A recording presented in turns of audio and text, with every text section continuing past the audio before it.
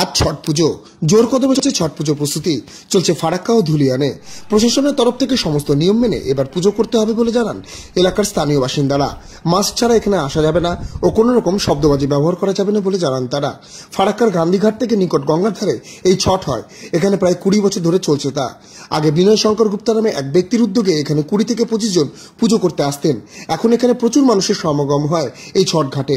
ধুলিয়ানে ও গুড়ি পাড়া ঘাটে 22 বছর জোরে চলছে ছট পুজো। স্থানীয় বাসিন্দা বীরেন কাবারি বলেন, একই রকম ভাবে হয়ে আসছে এখানে পুজো। ফারাক্কা থেকে অভিজিৎ মণ্ডল ও ধুলিয়ান থেকে প্রবন্ধ দাসের বিশেষ রিপোর্ট, সোনার বঙ্গ নিউজ। মোটামুটি ভালোই হয়েছে, আগের থেকে খারাপ হয়নি, এবার ভালোই হয়েছে। কিন্তু কিছু কিছু লোক মানে ওই মারা যে মরে গেছে কিনা, যাদের হয় না ওটার জন্য হয়নি। এবছর কি তেমন লোক আসছে প্রত্যেক বছরের মতো? হ্যাঁ, মোটামুটি ভালো আসছে। আচ্ছা, কি নিয়ম কি আছে ছট পুজোর নিয়ম? আমাদের নিয়ম হচ্ছে এখন নামবে জলে, আবার তারপরে আপনার সূর্য দুবার পর উঠবে, আবার ভোরের বেলা আসে, ভোরের বেলা এসে আবার নামবে, যে সূর্য যখন উঠবে না দেখতে গেলে। আচ্ছা, এই নিয়মে পুজো হয়। কত বছর ধরে এই ঘাটে পুজো হচ্ছে? এই ঘাটে মোটামুটি আপনার 22-23 বছর। আপনাদের কি পুজো, আপনারাও পুজো দেন? হ্যাঁ, এবছর আপনারা পুজো কেন দিচ্ছেন? না, এবার দিচ্ছি না, মানে আমার নিজের দাদা মারা গেছে, ওই জন্য পুজো দিচ্ছেন। আপনার নাম? প্রেম তেওয়ারি, বাড়ি? গুড়িপাড়া ঘাট।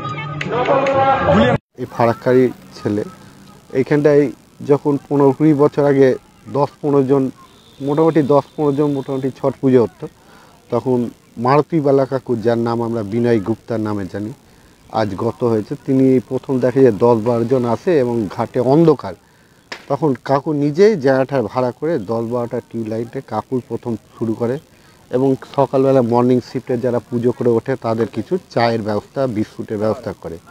সেটা আজও হয়ে আসছে। কাকু লাইটের ব্যবস্থা, এনটিপিসি থেকে লাইটের ব্যবস্থা করে, ইলেকট্রিকের পারমিশন, আমি লাইটের মাইকের কাজ আমি এখানে প্রতি বছর করে থাকি। এবং কাকু আমাকে বুঝাতো এটা সূর্যের পুজো, এটা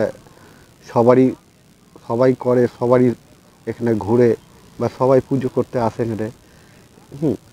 তারপর থেকে এরকম যত দিন যায় তত লোকের সংখ্যা বাড়ে, আশেপাশে সব জায়গা থেকে লোক এই জায়গাটায় আসে। এই জায়গাটায় প্রচণ্ড ভিড় হয়। যদি 50 জন পুজো করতে তো 5,000 লোক এখানে দেখতে আসে। খুব ভালো লাগে। এখানে ছোটোখাটো দোকান পসা বসে। এবার তো আপনারা জানেন কোভিড-19-এর জন্য আইসি সাহেব আমাদেরকে যায় যে মাস্ক ছাড়া কাউকে নেন, আমরাও বলেছি, এবং বাজি পড়ানো নিচ্ছে, সেটাও আমরা বলছি হ্যাঁ খুব ভালো জিনিস। এই বছর দোকান পসার বসবে না, আমরাও চাই না দোকান পড়ে। দোকান থাকলে খুব গ্যাদারিংটা বেশি হয়, অনেকে বাইক টোটো নিয়ে এখানে নামে, প্রচণ্ড গ্যাদারিং হয়ে যায়। এবং কিছু বাচ্চা ছেলে বাজি এখানে পুজো করছে, তার পাশে বাজি পুড়ে, আমরা একে মানা করতে তার পাশে দেখছি যে আরেকজন বাজি পুড়াচ্ছে, মানে প্রচণ্ড খিটকাল হয়ে যায়। তো আমরা আইসি স্যার যে উদ্যোগ নিয়ে এটা করেছে, খুব ভালো জিনিস করেছে। এবং ফারাক্কা প্রশাসন থেকে বলেন, বিডিও অফিস থেকে আমরা খুব সাহায্য পেয়েছি। গত বছর যখন আমরা পারমিশন যখন গেলাম, আইসি সাহেব মাননীয় জয়দেব বাবু, তিনি বিডিও অফিস থেকে এটাই নদীর বাইরে থাকবে, আতশবাজি বন্ধ, এবং আইসি সাহেব বলছে এখানে মাস্ক ছাড়া কাউকে এখানটায় অ্যালাউ করবে না। এখানটায় আতশবাজি এবার দুর্গা পুজোতেও হয়নি, কালী পুজোতেও মোটামুটি হয়নি, এই ছট পুজোতে আতশবাজি বন্ধ। আতশবাজিটা না হয় ভালো, কেন আতশবাজিতে অনেক ক্ষতি হয়। এখানটায় আমি একজনকে মানা করতে যাচ্ছি, পাশে দেখছি আর একটা বাজি পুড়ছে, মানে কাকে মানা করব? আমরা মাইকে অনেকবার বলে তারা শুনতে চায় না।